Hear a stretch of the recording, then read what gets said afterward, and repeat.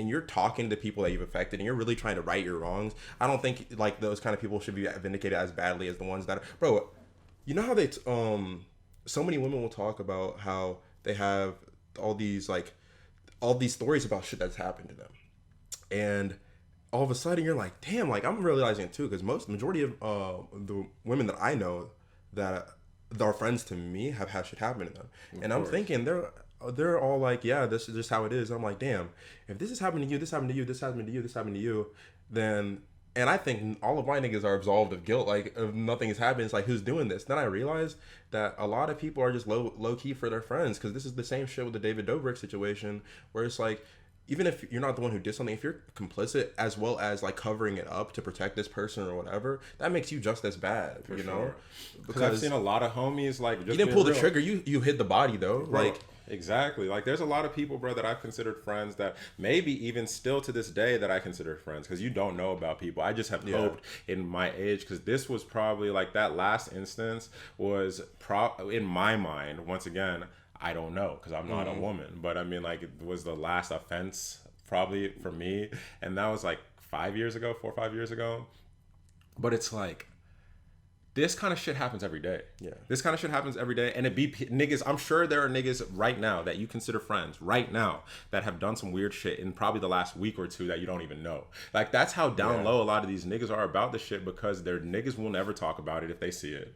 One. And two, it's just like they kind of feel like it's okay because we were told certain things. Like, even you were speaking about it earlier. You said it was like one of the moves, bro. I remember.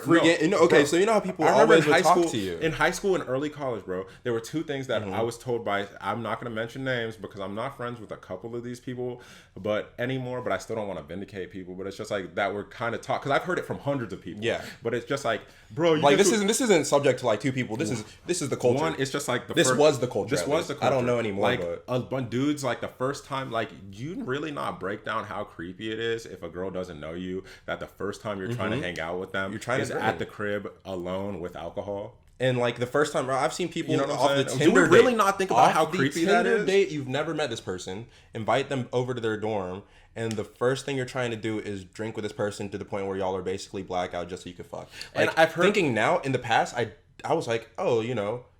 And to be fair though, as a guy, when you're young and you're just like, oh, I'm not saying like blackout, but like, you know, have some fun, like invite them over, y'all have a good time, whatever happens. But now I'm thinking like, that's predatory, bro. I've seen a lot of shit, dog. Like, I've definitely seen like way too drunk girls go home with people I know. You know what I'm saying? Like, who were pretty drunk or kind of drunk, but they knew what they're doing. You know what I'm saying? Looking back, they knew what they're doing. I always thought that was weird. I always felt like I need to be on the same level of the person I'm hooking up with, or else, like, but these were little things that once again were excused. Like, that's why I'm saying, like, I never want women to say I'm without fault ever, because I'm very much in fault. Like, I've seen a lot of things happen and just kind of let them go. You know, they may not have been egregious acts, because at the end of the day, I had a certain level of empathy and coup from having sisters and like my mom, like that I said were so important. The thing is, you didn't know how bad these things were. But I didn't know how bad some of these things were. Like, truly, like one of the number one things that broke my heart, like, period. And I'm not gonna try to get too choked up on this, like, because that shit, like, legitimately brought tears to my eyes, was seeing like the Reddit. It was either a Reddit thread or just like,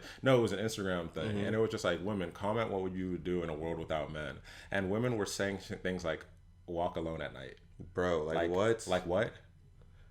I'm not gonna walk alone, bro. Just do little shit, like simple shit in life. They want to just go outside, bro. They just want to be fearless when crossing the road.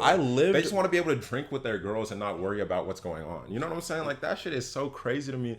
How much and niggas go out of their way so hard to protect their dogs when, bro, you know how you just foster that environment. You know how easy it is to correct your niggas. Like, bro, if you really love the person you are next to and they really respect you, when you call them out, they will listen. That's why I have a zero tolerance policy to any of that shit now. I call everything out as it comes. You know how, like, when you're a kid, you think your parents are like heroes, and you're probably holding them to too high of a pedestal, because as you learn, like, them niggas did fuck shit too. Not necessarily saying fuck shit, but everyone shit stinks. You know, no one's perfect or whatever.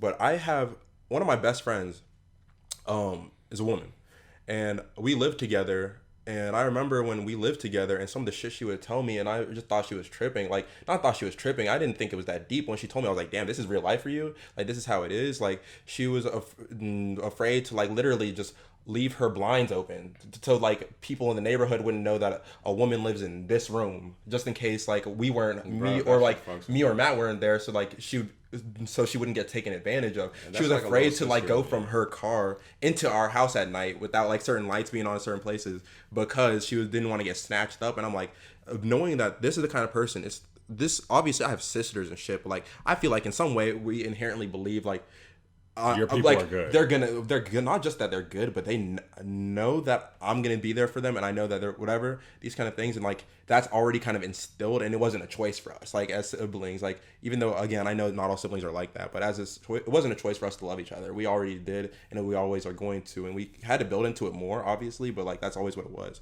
Knowing that this person trusts me with their life and their safety and all this kind of shit, and I was a part of a system that made.